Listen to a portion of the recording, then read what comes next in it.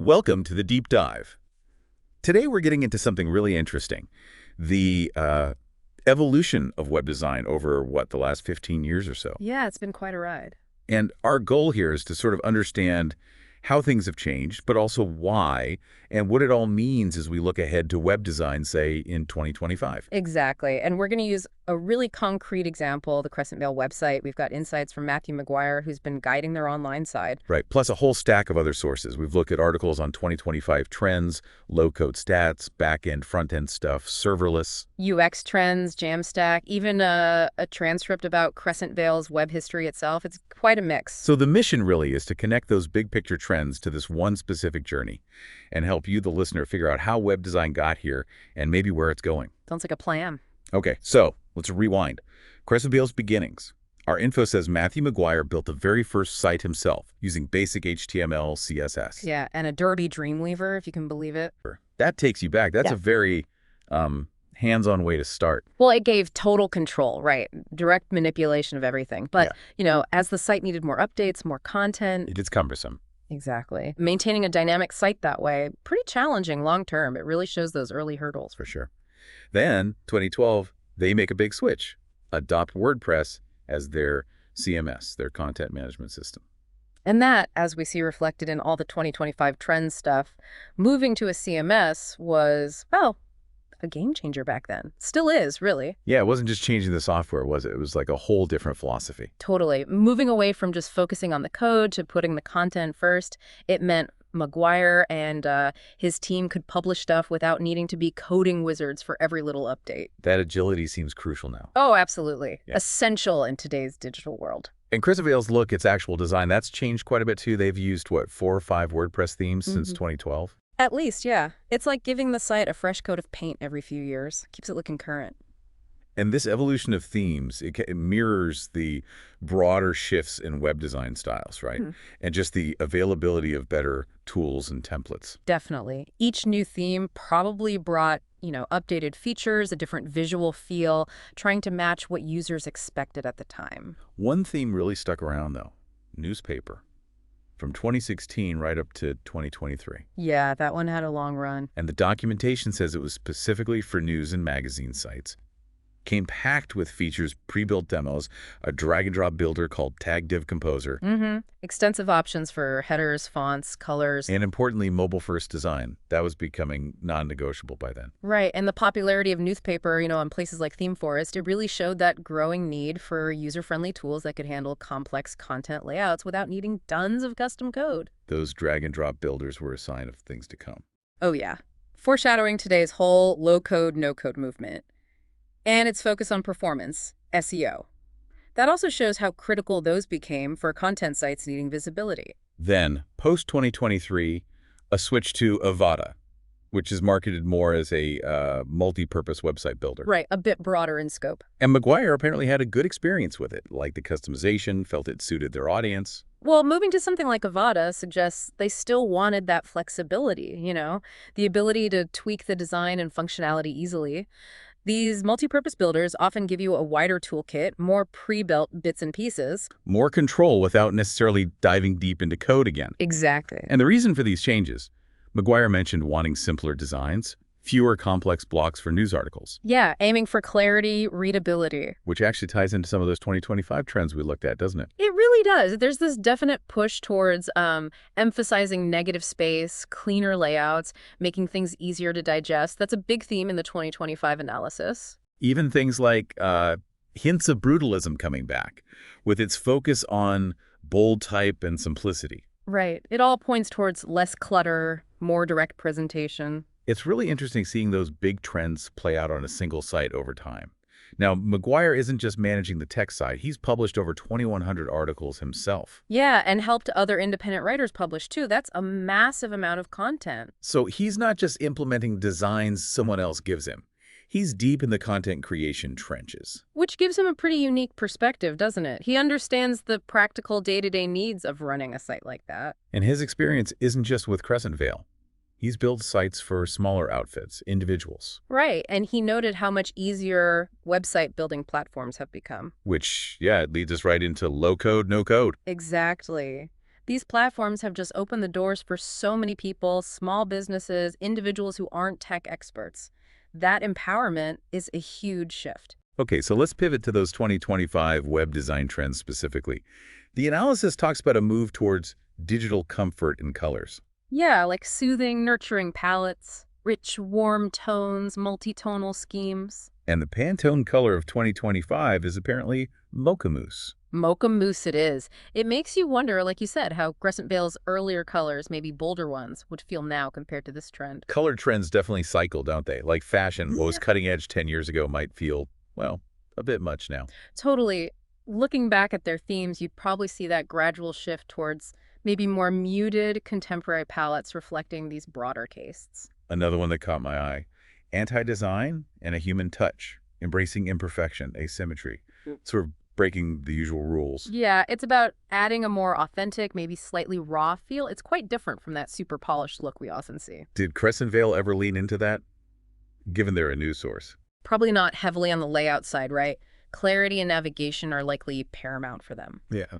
But that human touch part, maybe that comes through in the writing style, or perhaps using custom illustrations instead of stock photos, which is another 2025 trend, by the way. Less corporate, more personal. Gotcha. Then there's Sustainable Web Design 2.0, going beyond just speed optimization to think about the actual carbon footprint. It's becoming a bigger consideration. Did it drive Crescent Vale's redesigns? Hard to say specifically. But maybe indirectly. Yeah, the focus on performance in modern themes, optimized code, lazy loading images, that does help reduce data transfer server load, so it contributes to sustainability, even if that wasn't the primary driver. We're also seeing things like experimental navigation, these big blocks with vivid contrast, kind of like Canva uses. Right, bold layouts. And that stark brutalism, again, plus a more refined use of motion design, not just animations for animation's sake. It really feels like 2025 design is about being intentional. Those big blocks could fit well with a builder like a Vale, right? Creating clear visual sections. And the refined motion, moving away from distraction towards subtle cues that actually help the user. And then there are scrolling animations, micro interactions, those tiny visual feedbacks. Yeah, that make a site feel more responsive, more alive. Plus the ongoing value of negative space for clean, readable layouts. Apple's site is often the go-to example there. Exactly. These all point towards creating engaging experiences, but ones that are still really user-friendly. Subtle animations guide you. White space makes things easier to read, less overwhelming. Okay, the list keeps going. Interactive 3D models, gamification, like turning a mortgage calculator into a mini-game. Yeah, making interactions more engaging. Purposeful smart video, more custom illustrations, less stock imagery, dark mode, of course. Still very popular. Using data visualization, well, developing progressive-led nurturing forms that adapt. Based on what you already know about the user, yeah. Integrates with CRMs like HubSpot. Chatbots becoming more like chatbuds, more helpful, AI-powered assistants. Right, more personalized. And even early signs of voice-activated interfaces. The web's getting smarter. Definitely points towards more tailored, efficient experiences. AI chatbots for instant help, smart forms saving time. Voice is still emerging, but it's on the horizon. And then the nuts and bolts. Thumb-friendly mobile navigation, absolutely critical now. Non-negotiable. Website load time, page speed, always important, right? For users, for SEO, Pinterest is a good example of focusing on speed. Crucial.